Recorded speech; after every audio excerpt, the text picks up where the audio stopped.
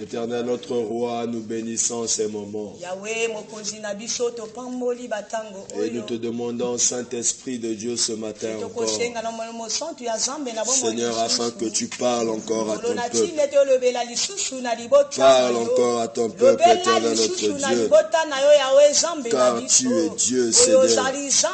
Nul n'est comme toi. Nul n'est semblable à toi. Dans le nom de Jésus. Amen. Acclamons pour le Seigneur. Alléluia. Bien-aimé, sois béni encore ce matin. Tu n'as pas dit Amen. Sois béni ce matin. Que l'Éternel soit béni pour ta présence. Nous allons prendre nos Bibles rapidement dans le livre d'Éphésiens chapitre 5. Éphésiens chapitre 5. Éphésiens chapitre 5. On va prendre du verset 6 au verset 11.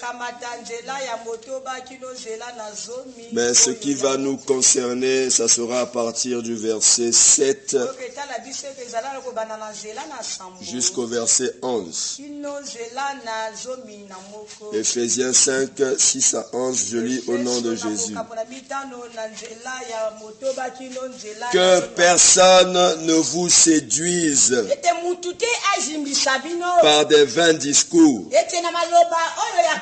car c'est à cause de ces choses que la colère de Dieu vient sur les fils de la rébellion. N'ayez donc aucune part avec eux. Autrefois vous étiez ténèbres, et maintenant vous êtes lumière dans le Seigneur. Marchez comme des enfants de lumière, car le fruit de la lumière consiste en toutes sortes de bonté, de justice et de vérité. Examinez ce qui est agréable au Seigneur, et ne prenez point œuvre aux œuvres infructueuses des ténèbres, mais plutôt condamnez-les. Je peux prendre jusqu'à 12, car il est honteux de dire ce qu'ils ont fait au secret. Amen. Acclamons pour la parole du Seigneur. Alléluia. Bien aimé, ce matin, nous voulons parler de la vérité. Le peuple de Dieu ne veut plus marcher dans la vérité de la parole de Dieu. Jésus avait raison de dire que dans les derniers temps, les gens n'auront pas plaisir à écouter la parole de Dieu. Ils n'auront pas plaisir à écouter la vérité. Les gens préféreront écouter du mensonge que la parole de Dieu. Aujourd'hui, quand une personne prêche la vérité sur la chair, il y a des gens qui sont en train de dire qu'il est en train de fabriquer des choses. Il y a des gens qui ne supportent même pas écouter la parole dans l'église. Tu vas voir qu'il y a des gens, au lieu de venir à l'église pendant les dimanches, ils s'arrêtent à traîner dans la rue. Pourquoi? Ils ne supportent pas la parole qu'on va prêcher. Tu es animé du Saint-Esprit ou tu es animé par des démons. La Bible dit, vous connaîtrez la vérité et la vérité vous affranchira. Tu dois aimer la parole de Dieu. Même si elle ne te plaît pas, c'est la parole de Dieu. Qui te dit que le Seigneur te parle seulement pour te plaire? Quand Dieu parle, il frappe. Tu dois t'habituer à sa parole. T'habituer à sa parole. Voilà ce que la Bible dit. Que personne ne vous séduise avec de vains discours. Qu'est-ce que vous avez l'habitude d'écouter? Qu'est-ce que vous avez l'habitude d'entendre? Les bénédictions, les voitures, les travail et les maisons. Bien, ces choses ne te donneront jamais le royaume. Ce Ce ne sont pas ce genre de messages qui te feront entrer dans le royaume des cieux. Ce n'est pas ce genre de messages qui te feront asseoir dans la foi. Il faut grandir spirituellement. Grandir spirituellement. La Bible nous parle des fils de la rébellion. Et ils n'aiment pas la parole de Dieu. Il y a des fils de la rébellion dans cette assemblée qui ne supportent pas la parole de Dieu. Tu vas voir une personne, j'ai été étonné ce dimanche. J'ai vu une sœur assise dehors. Mais qu'est-ce que tu fais? Non, je suis pour moi là assise. Elle ne supporte pas d'entrer dans l'église. De quel esprit est-ce que tu es animé? Quel esprit t'anime, bien-aimé? Quel esprit t'anime? Ne te comporte pas tu comme les enfants de rébellion. Tu arrives à l'église comme une personne qui ne sait pas pourquoi elle vient à l'église. C'est comme si tu viens comme des habitudes, tu viens perdre ton temps. Il est préférable que tu restes à la maison, que tu viennes distraire les gens à l'église le dimanche. Si tu vois que tu n'as pas envie d'écouter la parole de Dieu, reste chez toi. Reste chez toi. Personne ne te force à venir. Si tu viens à l'église, c'est pour ton salut. C'est pour ton salut. La Bible dit au verset 7, n'ayez aucune part avec eux. Autrefois vous étiez ténèbres, mais maintenant vous êtes lumière. Ça veut dire que si vous êtes lumière, vous devez vous comporter comme des enfants de lumière. Un enfant de lumière, c'est celui qui aime la parole de la lumière. Parce que Dieu est lumière. Mais si toi tu n'aimes pas la parole de Dieu, tu veux toujours qu'on te câline, tu veux toujours qu'on te cajole. Mais le mal que tu es en train de faire, tu ne le vois pas. Tu ne le vois pas. Un peu de temps seulement. Tout ce qui est caché sera révélé. Tout ce qui mène des mauvaises vies sera exposé. Parce qu'on ne blague pas avec l'esprit. On ne blague pas avec le Seigneur. On ne blague pas avec le Seigneur. On ne blague pas avec le Seigneur. Alléluia. On ne blague pas avec le Seigneur. Il y a des gens qui mentent même aux serviteurs de Dieu. C'est impitoyable de mentir à un serviteur de Dieu. C'est vraiment impitoyable.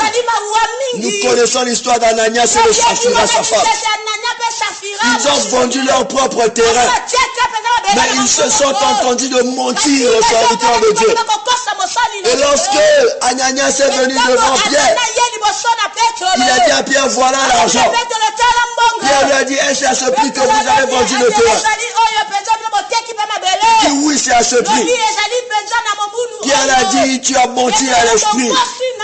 Et à cause de cela, tu seras frappé. Aussitôt, il est mort. Ce n'était pas dans l'ancienne alliance. C'était dans la nouvelle alliance. C'était pendant la grâce. Pendant que le Saint-Esprit est là. Aujourd'hui aussi, nous sommes au temps de la grâce. Si tu continues à mentir au Saint-Esprit, il y aura des temps où tu seras exposé. Si tu dois tomber, tu tomberas. Parce qu'on ne blague pas avec Dieu. On ne blague pas avec Dieu. Marchez comme des enfants de lumière. Marchez comme des enfants de lumière. N'ayez aucune part avec eux. L'apôtre Paul a dit, ne vous mettez pas avec les impudiques. Ne vous mettez même pas avec des frères qu'on appelle impudiques. On appelle ton frère impudique, ne te mets même pas avec lui.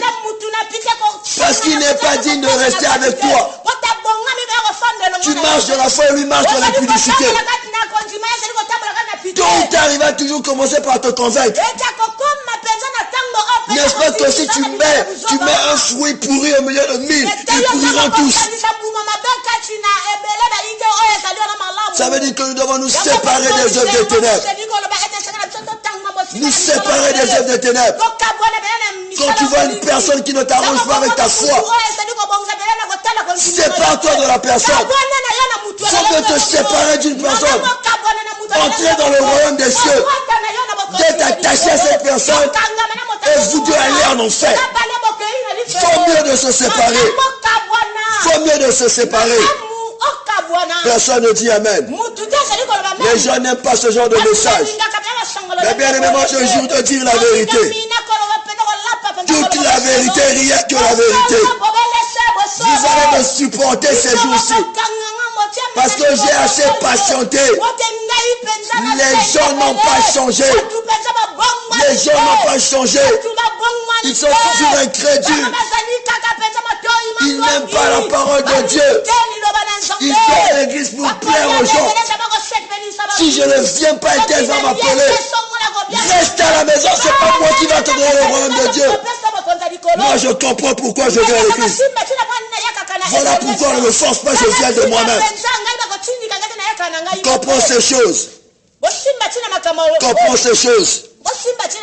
Le verset 9 dit ceci. Car le fruit de la lumière consiste en toutes sortes de bonté, de justice et de vérité. De bonté, de justice et de vérité. Et de vérité. Les chrétiens n'aiment pas la vérité. C'est ça mon problème. C'est ça mon problème. C'est ça mon problème. Les chrétiens ne veulent plus la vérité. Si on te dit la vérité, on a mal parlé de toi. Si on te dit ce qui est bien, on t'a troublé. Quand le pasteur prêche de quelque chose, on revient à combo dans l'oreille. C'est pas comme ça. Aime la parole. Quand elle te fait mal au cœur, c'est là qu'elle te soigne. Si tu écoutes une parole qui ne te fait pas mal dans ton cœur, ça veut dire que ça ne te transforme pas. Il faut que ça te fasse mal. C'est ça la parole de Dieu. C'est ça la parole de Dieu. Jésus est en train de dire aux disciples, il faudrait que vous buvez de mon sang et que vous mangez de ma chair. Les gens commencent à dire comment ça? Ça devient comme de la sorcellerie. Les foules qui étaient avec Jésus ont fui. Ils s'attendaient que les disciples aussi fuient. Quand il s'est retourné, il les a regardés. Qu'est-ce que vous faites là? Vous n'êtes pas partis comme les autres. Ils ont dit, à qui irions-nous? Eux, ils ont aimé la vérité. Ils ont préféré manger et boire le sang de Jésus que de fuir cela. Mais quand on vous prêche la vérité, vous dites que les gens sont en train de médire sur la chair. Qui est en train de médire sur la chair? Qui peut s'aventurer à médire sur la chair? La chair n'est pas un lieu de blague. On ne blague pas avec la chair. Sachez maintenir vos langues et accepter la vérité. Examinez ce qui est agréable. Examinez ce qui est agréable. Quand tu vois dans ton frère qu'il y a quelque chose qui ne marche pas, dis à ton frère, regarde, il y a quelque chose qui ne marche pas. Toi, tu es en train de le voir, la paille qui est dans son œil. Tu ne veux pas l'aider à l'enlever. Mais tu attends qu'il soit condamné par le feu. Bien aimé, le royaume de Dieu approche. Nous sommes plus près de Dieu qu'auparavant. Nous sommes plus proches de la fin qu'auparavant. Il est plus facile aujourd'hui même à des enfants de 12 ans d'être baptisés du Saint-Esprit. Or, qu'est-ce que Joël avait dit? Dans les derniers temps, je reprendrai mon esprit sur toute chair. C'est alors que quand vous verrez, vous saurez que c'est la fin. Aujourd'hui, beaucoup sont baptisés du Saint-Esprit. Ça doit attirer notre attention. Ça doit attirer notre attention. Quand tu vois ton frère marcher dans le monde, appelle ton frère, parle-le. Ce que tu fais, ce n'est pas bien. Si tu l'encourages et qu'il va en enfer, tu iras avec lui. Parce que tu as vu son erreur. Tu n'as pas corrigé son erreur. Tu n'as pas corrigé son erreur. Quand tu vois quelqu'un marcher dans l'impudicité, dis à la personne, arrête l'impudicité. Il n'y a aucun impudique qui héritera du royaume des cieux. Aucun impudique, bien aimé. La Bible dit ceci. Au verset 11. Ne prenez point part aux œuvres des ténèbres. Ne prenez point part aux œuvres des ténèbres, mais plutôt condamnez-les. C'est étonnant de voir aujourd'hui dans l'église, il y a des gens qui aiment les œuvres des ténèbres. Ils aiment les médisances. Tous les gens sont en train de médire, ils sont là. Ils sont d'accord avec ça. Pourquoi? Parce que le fruit des ténèbres est en eux. Il faut briser ce fruit-là. Nous ne sommes pas des enfants des ténèbres, mais des enfants de lumière.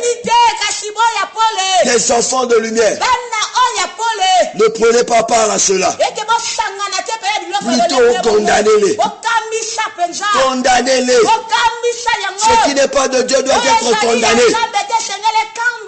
C'est honteux de dire ce que ces gens-là font. Si l'Éternel devrait nous ouvrir les yeux, comme il a montré à Ézéchias, les trous dans le temple d'Israël, bien nous verrons les impuretés qui se commettent dans l'église. C'est désagréable, c'est désagréable. On ne peut pas continuer à vivre comme ça. Et comme ça, tu veux prier pour que le Seigneur te bénisse. Mais Dieu ne répond pas aux pécheurs. Il n'exauce pas les prières des pécheurs. Il n'exauce pas les prières des pécheurs. Condamnez les œuvres des ténèbres. Ne prenez jamais part aux œuvres des ténèbres. Quand une personne n'est pas dans la vérité, dis-lui que tu n'es pas dans la vérité. Réponds-toi. Il y a une sœur. Je dis pourquoi tu ne viens pas à l'église? Non, je n'ai pas la foi. Je n'ai pas la foi. Et puis c'est comme si mon esprit ne me convient pas de venir dans votre église. Je lui ai dit tu es possédé. Tu es possédé. Voilà pourquoi tes démons ne veulent pas que tu viennes à l'église. Si tu viens à l'église, tu seras délivré. Je vais te voir à l'église. Viens à l'église. Et elle est venue à l'église. Il y a des gens qui sont possédés, qui ne savent pas qu'ils sont possédés. Mais elle sait qu'elle est possédée. Mais elle veut mentir en disant que je ne suis pas convaincu. Ce sont des œuvres de ténèbres. Il faut les condamner. N'aimez pas les œuvres de ténèbres. Si tu ne condamnes pas, tu seras pesé plus léger. Plus léger, plus léger. Très léger devant le Seigneur. Pourquoi? Parce que tu n'as pas honoré la parole de Dieu. Il dit condamnez-les. Ne prenez pas part aux œuvres des ténèbres. Mais condamnez-les. Tu as vu ton frère dans le mal, appelle-lui, parle-le. Moi, si tu as un problème avec moi, je ne vais pas attendre demain. À l'instant même, je t'appelle, on règle ça ensemble. Si tu te fâches, on va prier, à la fin, on va partir. Je ne vais jamais me fâcher contre toi. Je ne vais jamais me fâcher contre toi. Si tu as un problème, je te parle aussitôt. Et si tu n'aimes pas, gloire à Dieu. Moi, j'aurais fait ma part parce que tu es mon Dieu. Bien-aimé, aimons la vérité. Même si elle fait mal, aime la vérité. Même si tu ne l'aimes pas, tu dois l'aimer seulement. Parce que Dieu vit dans la vérité. Il a dit, je ne suis pas un homme pour mentir, ni le fils de l'homme pour me repentir. Aime la vérité. Parle de la vérité. Dans ta bouche, qu'il n'y ait seulement que de la vérité. Au moins, tu vas ressembler à Jésus en une seule chose. En parlant de la vérité.